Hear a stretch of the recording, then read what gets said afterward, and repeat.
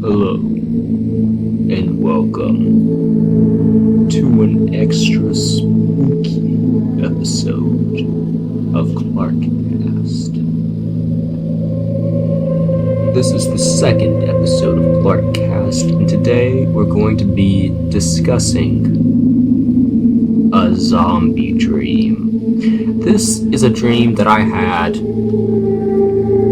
many years ago that has never quite left me. Let's jump right into it.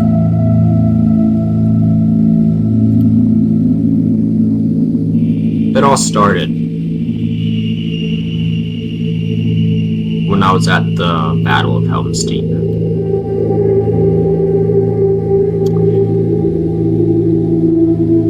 This was, if you don't know, the battle from the Lord of the Rings. You see, the orcs had been invading into the lands of the peaceful people of the Rohirrim. Horse people who rode horses. You see, they took all their people and they fled up into a mountain stronghold, and it was there that the orcs were assaulting us. There were swarms of them. We had pushed the orcs off, and as night fell, it was quiet. Very, very quiet. Suddenly, Saruman cast a spell that resurrected all of the dead bodies. They were overwhelming us. There were hundreds of them. Aragorn ordered me to take the children deeper into the keep and to keep them safe. I led the children deeper and deeper into the keep until it turned into my church. I didn't know how much time I had. I knew that I needed to keep a defensible position to protect these children. Someone suggested a bathroom, but I noted it only had one way in and one way out, and while that would be defensible, it had no escape route. I chose instead a classroom, which was broken into 3 separate chambers. The first chamber was a room with 4 doors, one of which led into the second chamber. 2 of the 3 doors, which led outside, locked, but the third door we had to barricade. It was about 7 cubits wide by about 15 cubits long, and if you don't know, a cubit is the length from the elbow to the middle finger. The second room was a classroom with 2 doors. One of them led to the first chamber, which had 4 doors. The third chamber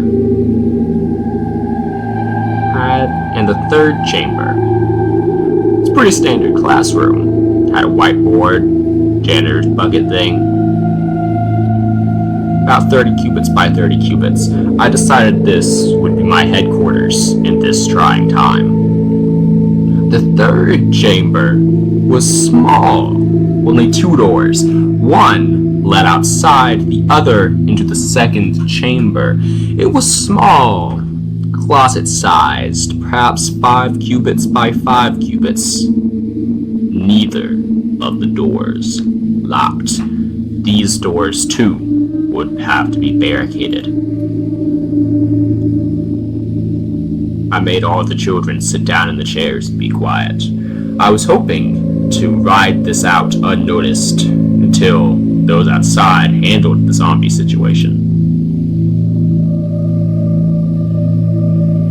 not write it out. The zombies. They flooded the halls. They were everywhere. They began banging on the barricaded door. We could only hope that they would hold. Zombies were breaking through the first chamber. I had to protect these children. I must have been killing zombies for hours and hours with my bare hands. I was snapping their necks, I was strangling them, I was eating their noses. It was hardcore. Eventually, I used one hand to fight off the zombies, while I used the other to sharpen a broomstick into a spear. I needed to keep the children calm. I couldn't risk that they would attract more zombies, so I made them quietly sing songs to themselves underneath their desks as a soothing mechanism. I was feeling really down. Killing all these zombies was really taking a toll on my physical health. Then suddenly, an old lady showed up and gave me an apple pie. This was what I needed to keep me going in this trying time. Eventually, the zombies stopped coming. I waited, and cautiously I began moving the children back up towards the top of the keep to reunite with Aragorn. Aragorn said that they killed the zombies, which was pretty cool. And then I woke up. To segue a little bit, next we're going to talk about a tier list. And in this tier list, we're going to be ranking the Skyrim DLCs as well as the Oblivion DLCs that matter. Now, if you don't know what a DLC is, it's basically added content that you can purchase after you purchase a game, and it adds something to that game. So, for example, in the Elder Scrolls, that game, Oblivion, you can purchase the Shivering Isles DLC, which adds a new dimension. So we're going to be ranking these. I'm not going to do all of the Oblivion DLCs, because I don't think that most of them really add anything that's worth talking about. They're cool, but like, why would you talk about them? So let's just get right into the ranking here. So to start out, we have the Shivering Isles. Now, the Shivering Isles is a DLC that adds a realm of Oblivion into the game, Oblivion. You see, in the lore of the Elder Scrolls, there are these entities, godlike entities, and they control these realms called Realms of Oblivion. One of these is the Shivering Isles, which is the dominion of Sheogorath, the Daedric Prince of Insanity and Creativity. In the Shivering Isles DLC, you get to go to the Shivering Isles. Honestly, the Shivering Isles is so large, it might as well be its own game. That's how big it is. We could spend an entire podcast talking about the Shivering Isles. For this reason, I am placing it firmly S tier. Next up, we have Knights of the Nine. Knights of the Nine, it's an interesting DLC for me. It adds this armor called the Crusader armor. You see, there was this guy named Helenial Whitestrake way back in the day when the Aelids were oppressing the Min. The Aelids are a race of elves who are now extinct. You see, the men rose up out of their slavery and founded the first empire of men. Helenial Whitestrake was sent by the gods in order to aid this endeavor. After his unfortunate demise, his armor was spread across Tamriel. In the Knights of the Nine DLC, you must gather the armor in order to defeat some guy whose name I forget. Overall, very fun DLC. Kind of repetitive, but a good story to it. Quite enjoyable. It's gonna go a nice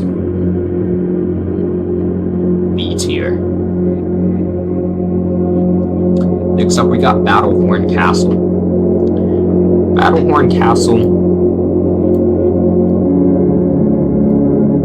it's one of those ones that's like, you know, it just adds a castle, but it's a really cool castle. Now, there's no storyline to it, but you do get a cool sword.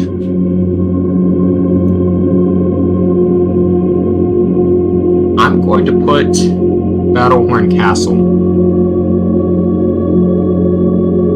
I don't know. I'm torn. I am torn between B tier and C tier. Let's think about it. Okay, you get the secret room. There is a secret room. Get a secret sword.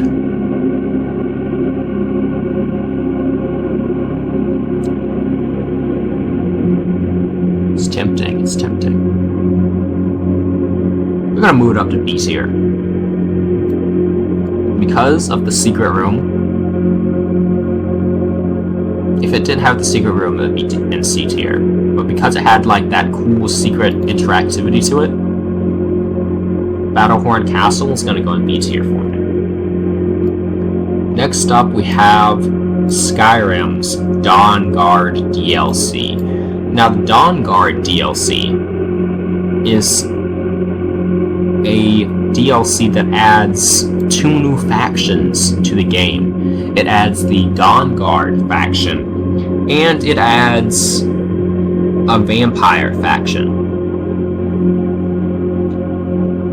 It lets you choose between which faction you would like to join, and if you do join the vampire faction, you do get to become a vampire lord, which, while objectively speaking, is it as good as werewolf? Like, why wouldn't you be a werewolf? That's a discussion for another day. But it is pretty cool, regardless of how useful it is. It is pretty cool. So, I don't know. Dawnguard to me has this kind of like, it has a feeling to it that it's like not done. Like, when I'm playing it, like, it's really good, but it just feels kind of rushed. Like, the way that at the end of the DLC, you and everybody else in the Dawnguard just shows up. If you join the Dawnguard, just shows up at the castle and just kills all the vampires, and it's like, why wouldn't we just have led with that? You know, you kind of just, it doesn't feel very satisfactory. Like maybe if there was a magical enchantment and you had to take that down, that would be cool. So like now you can invade the castle. And the same thing with if you join the vampires, the end of that, they're just like, okay, now go kill the entire Dawn Guard. Like, what? I don't know. It's just, if you don't join the Dawn Guard, then they feel like more of a nuisance than like your enemy faction. And if you do join the Dawn Guard, the vampires feel like the main enemy faction. I don't know. Because it feels rushed, because it doesn't really have a satisfactory ending to me, I'm gonna put it in C tier. Even though it adds a really good follower, it's just like the whole DLC has to be good. Next up, Hearthfire. Hearthfire, a lot like Battlehorn Castle. Strangely like Battlehorn Castle. I do like the building aspect to it. That is very cool. I like building. But it is just really repetitive. Like, I feel like instead of, like, if you want to build your house, here's what you gotta do, okay? Alright, this door, it takes, you know, this many nails and this many hinges and this doorknob. And what you're gonna have to do is you're gonna have to fast travel over to a blacksmith and buy an iron ingot. And then you're gonna have to turn that iron ingot into those things. And you know what? That blacksmith runs out of iron ingots to sell you, man, you're just gonna have to go to a different blacksmith. Like, if it had just been, if there was an option where you could just like hire somebody else to build it, like just spend the money on it, that would be significantly better.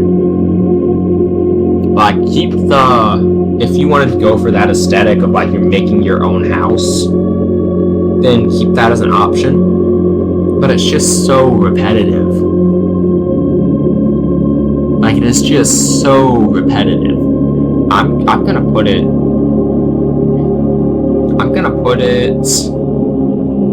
in C tier because it's so repetitive, and there's like, despite the fact that there's a lot of options to it, there really aren't a lot of options to it. Like, yeah, like for this part of the house, you can choose between a library and like an alchemy tower and a trophy room or whatever. But when you build those things, it's pretty much completely limited about what's going to be in them. Like, and to me, that's just kind of fine. You don't get any idea what's going to be in them until you build them. And then if you don't like what's in it after you build it, it's just a complete waste of time. Alright, next up, we have Dragonborn. Dragonborn, in this DLC, you go to the island of Solstein, and there's this guy named Mirak, and he's trying to murder you because you are a Dragonborn, and he is also that, and he needs your soul in order to escape Hermaeus Mora's realm of Oblivion, Apocrypha.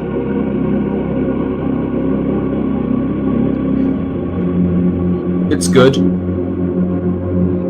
I really like the island. I really like a DLC that adds some, like, terrain, some new place, an island. Good way to do that.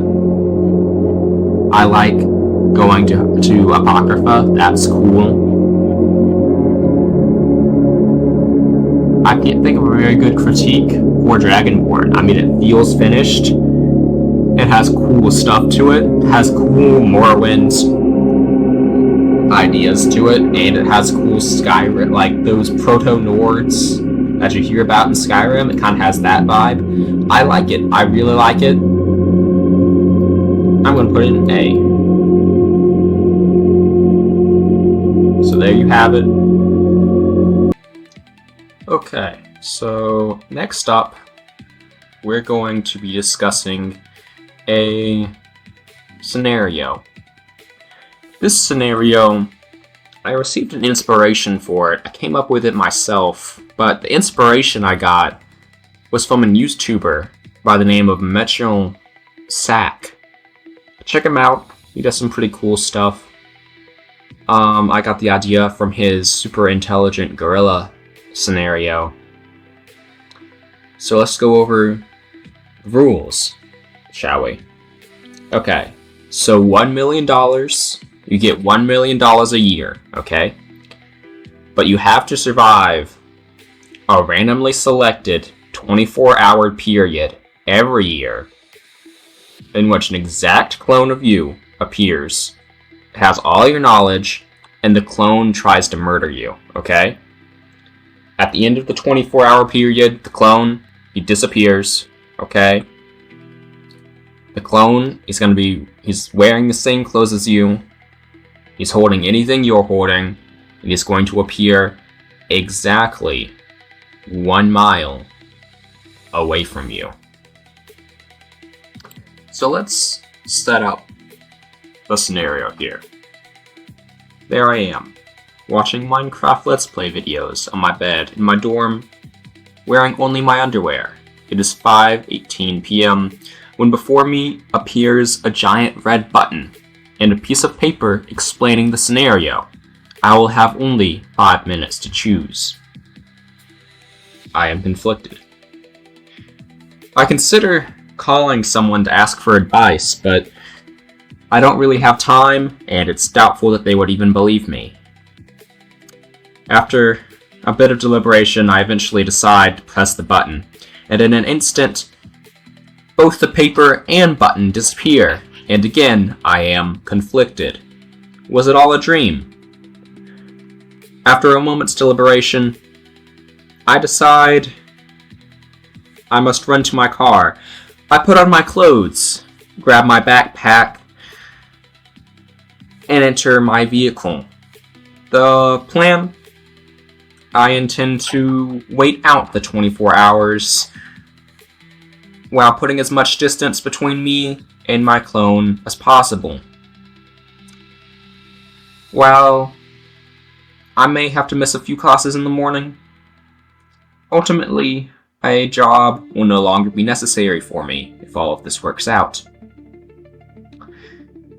It is worth noting that I don't know in which direction the clone is, but I'm willing to bet that if I just pick a random direction, he probably won't be in it. Like, I probably won't be going towards him. But even if he is, I mean, I'm in a car and he isn't, so he probably can't catch me, and he probably won't see me coming. And so I begin driving away. I drive for about 13 hours. Since it was already kind of late when I left, it's now like 6 a.m. I haven't slept, and I'm probably going to stop at a rest stop to use the bathroom. And right around now is when I get an Amber Alert for myself.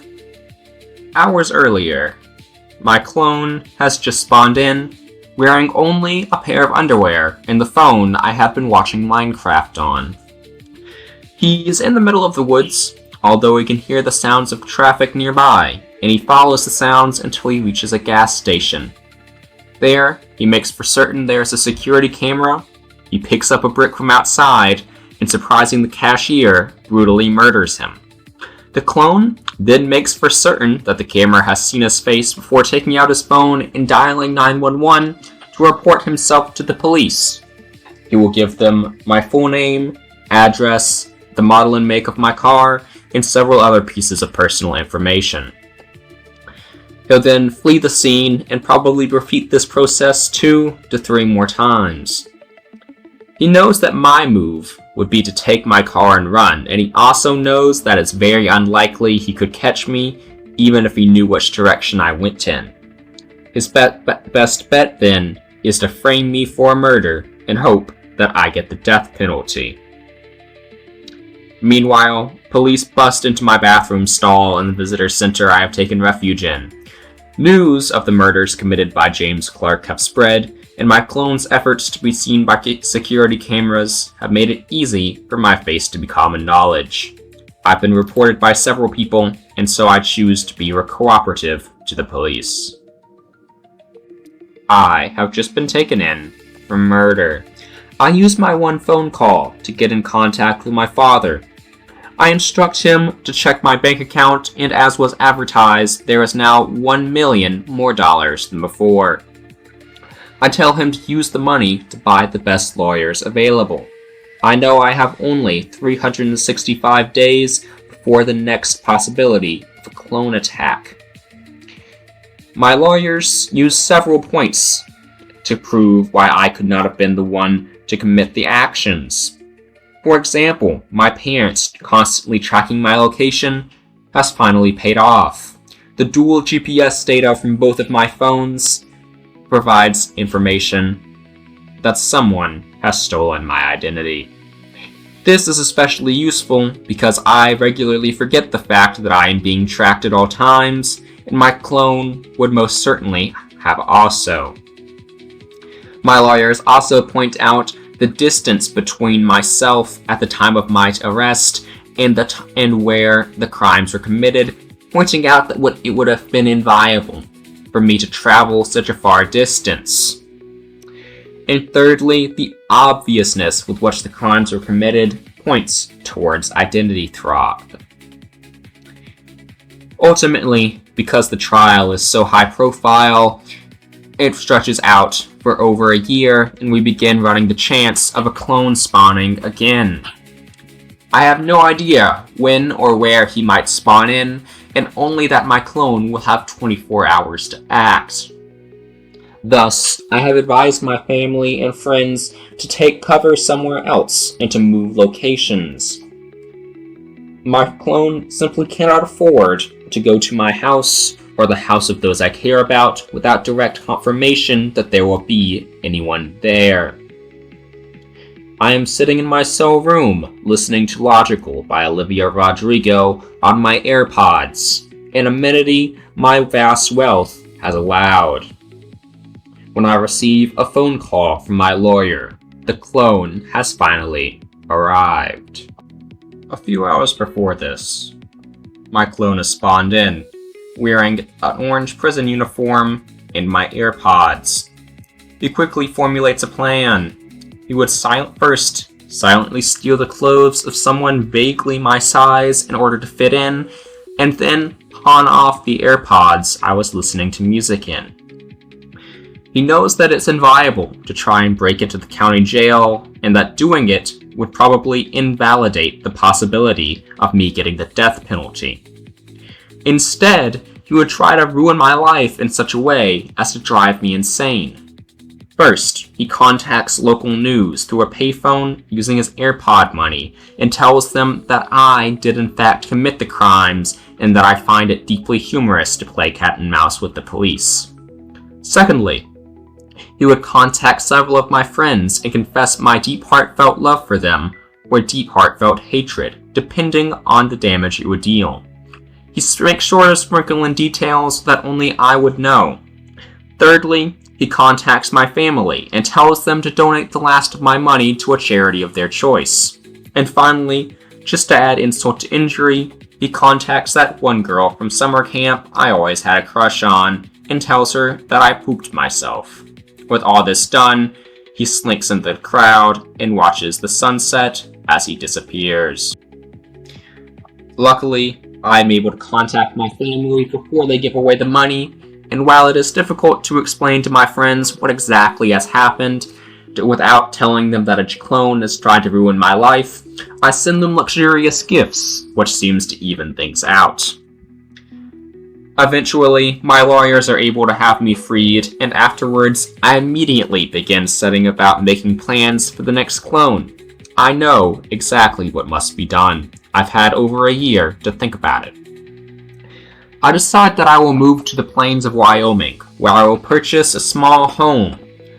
I know that the clone spawns in a 1-mile radius of wherever I am, and so if I can make him need to hike a mile of desert in order to reach me, I'll have a significant advantage. I also note that the only indication of my clone appearing is the money entering my bank account. So I hire a programmer to create a program which simply looks at my bank account and sends a signal to me if it rises by $1 million. It's a mad dash, but I do get it set up with a small amount of time to spare for the possibility of the next clone appearance. 1 a.m., Wyoming. My bank account has just risen $1 million. Alarms begin blaring throughout my entire home. I know that he's here. I grab my Remington 700 with a thermal scope. I've been careful not to even lay a hand on it since a clone could appear. I enter my watchtower and spot him quickly, and after a few shots, he's down. I confirm the kill and silently mourn this version of me doomed to this quick fate. It seems that he tried to run immediately after spawning in, knowing that I would be in my watchtower ready to snipe him. This process repeats for several years, with me moving to the isolated home until my clone spawns in, and then moving it back to my various other homes to enjoy my vast wealth for the rest of the year. I invest my money wisely and make enough to live comfortably, even without the clone money. Eventually, I hire a security force to take out my clone each year, as opposed to doing it myself, although I do take action to make sure he is taken out cleanly with as little pain as possible. I start various charities with my extreme wealth, and I'll make sure that the government gets enough money not to question where my wealth is coming from. After a while, I stop empathizing with my clone. He becomes mere inconvenience to me. I move to a small island in the Pacific, where I live year-round, and each year the clone spawns 1 mile into open ocean, where he drowns at sea. I live on the island for years. Nowadays, I barely even think of the sufferings my clones face. I ponder such things on my balcony when I see a boat approaching. One day, like many others, my clone spawns into open ocean. He curses my name for making him suffer this fate and resolves to never give up on the one life's goal he has been given. He begins swimming, and eventually he finds a small fishing boat by chance, which rescues him. He wastes no time disposing the crew, and then he begins sailing my boat towards the island. My years at sea have left me an expert of the nautical arts. Eventually, he arrives on the island, and knowing the exact layout, he heads directly towards the armory. He grabs a rocket launcher and begins heading towards my private helicopter, knowing that this will be my means of escape. He sees it taking off, and pulling out his rocket launcher, he aims it at the aircraft. "Checkmate," he whispers silently, before pulling the trigger and sending both me and the helicopter plummeting to the island below in a fiery inferno. He has won. It's over. So, what are my thoughts on this scenario? I think it's very interesting. I think it's neat how you have to, compartmentalize information.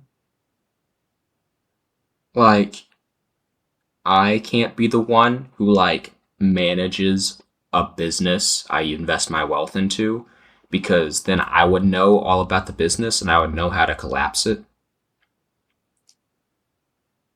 I think that's pretty cool. Or I can't be the one to manage my finances for the same thing. And I can never be too close to someone because of the clone. But also, I think that the compound in Wyoming was checkmate. If I had just kept that up, I think I think that I would eventually get sick of it and just like live year round on the island just because like I don't want to deal with it. But I think if I had just kept that up, then I could have died of old age. Easily could have died of old age. And I think it's a cool idea of like what would I be capable of if the only thing I cared about was killing someone? Like if that was my only goal in life, what would I be capable of? That's a cool thought. And that's also neat because I know exactly what the clone would do because he's me, you know? Like I can play both sides. It's like kind of like playing chess against yourself. I think that's a pretty cool thing. But overall, very neat scenario. I'm glad I thought it up. Um I think in future scenarios, I'll just have the clone like spawn in wherever he wants. Like maybe the clone is conscious during the after part of the year and can like see me at all times. That'd be cool. What if it's not a clone of me, but it's just like someone and they get 24 hours in which they have like a corporeal form and they like exist. And in those 24 hours, they can like interact with the world and do whatever they want. But for the rest of the year, they are like only a spirit. And they can like float through walls and they can't interact with the world at all. They can only observe it. I think that would be cool because it's like you never know where they are. You never know where they're gonna be. You don't know what they know. That's a cool scenario. I should do that next. Let me know in the comments if you want me to do that next. Yeah, I'm thinking about doing more scenarios in the future. So let me know if you have any other ideas for scenarios too. But yeah, if this clone was just able to pick where he like spawned in the world, then it would be a completely different ball game. The Wyoming compound strategy would just be completely invalidated. Um, I mean, I could have like a security force like sweep across the world and just be looking for the clone of me at all times, but that would be like so in cost effective. Like that would cost so much. Like the million a year would not even cover that, and I wouldn't have any money to invest the rest. So yeah, completely different ball game. And also if I like knew exactly when the clone spawned in, like I kind of found a loophole with when the money arrives in my bank account, I know that he's here. But if it was just like if the money was at just appeared at a set time, it would be different. But I think if there was just like I don't know, if like I heard an alarm going off and like that's how I would know that the clone is here. And it's neat in these scenarios how if you change like just one small thing that it can like change the entire scenario. Because like what if instead of I only get 5 minutes to choose, I get a month to choose? Well, that would change it significantly. What if instead of every year, it was every month? That would change it significantly. It'd be impractical to do anything. Might not even be worth it. Yeah. Neat thoughts, neat thoughts. Next up, we're going to talk about something very near and dear to my heart, my plant. We're going to talk about the story of how I got my plant and some of the significance that he has to me. So, this was a couple months ago. Um, yeah, easily a few months ago. And I was just sitting in my dorm room and I was really bored. And I was like, man, if only I had something to water right now. And so what I did was, I remembered that there was a plant nursery nearby my house. Well, not my house, but my dorm room. And so I got in my car and I drove over there. And so I started looking around and I couldn't really find anything. I was looking for a succulent. A succulent? Is that how you say it? No, it's a succulent. I was looking for a succulent. To be honest, I don't even really know what a succulent is. Like, I know it when I see it. But, like, if you were asking, like, horticulturally what a succulent is, I couldn't tell you. Let me look it up. Succulent. A plant with thickened, fleshy parts adapted to store water. Okay. So is a cactus a succulent? Because those have fleshy bits. Oh. So cacti are a specific type of succulent, defined by unique structures called areoles. Areoles? From which spines, flowers, or branches grow. Okay, so if it has spines, it's a cactus. So all cactuses are succulents, but not all succulents are cactuses. I think that's what it's saying. That's pretty neat.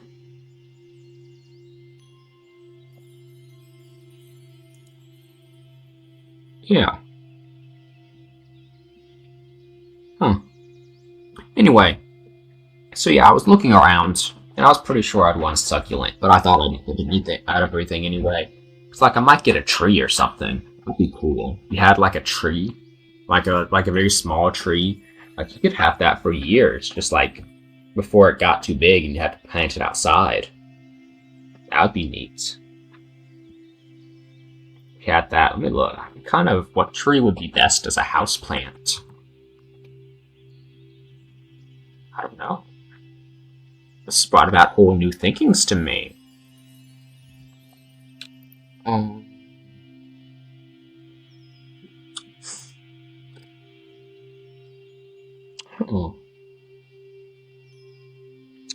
Yeah.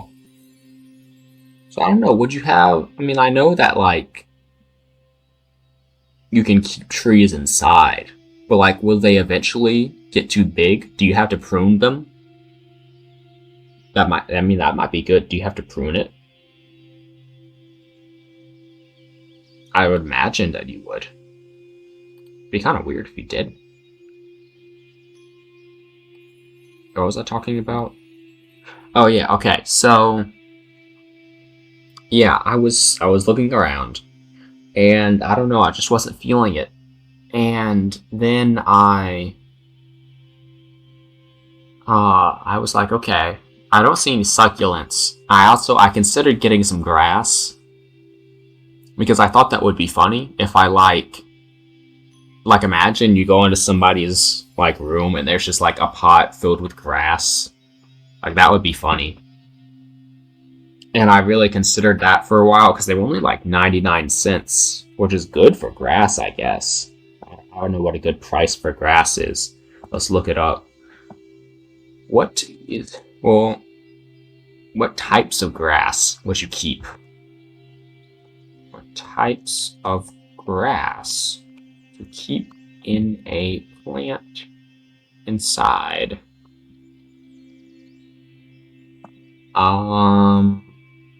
Barley. Ooh, you get oats. That'd be cool. If you grew your own oats inside, that'd be cool.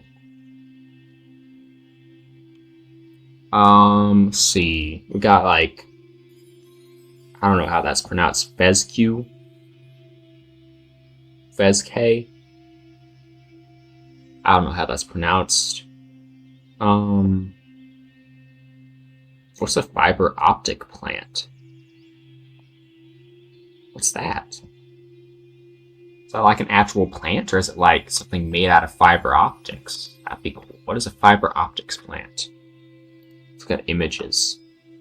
Oh, it's like cut up fiber optics cables. Now that's cool. Yeah, you can keep that inside. That's really cool. I should get one of those.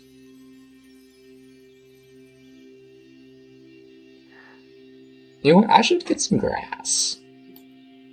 What about zebra grass?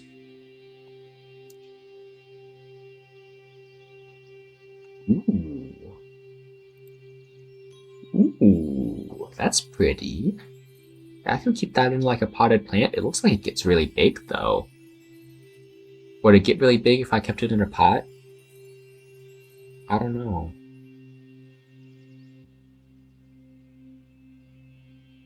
I like the striations though. That's really cool. What other grasses could I keep? It says it's Chinese, so it's like Chinese silvergrass. I don't want to get an invasive species. What about Mundo grass? What is Mundo grass?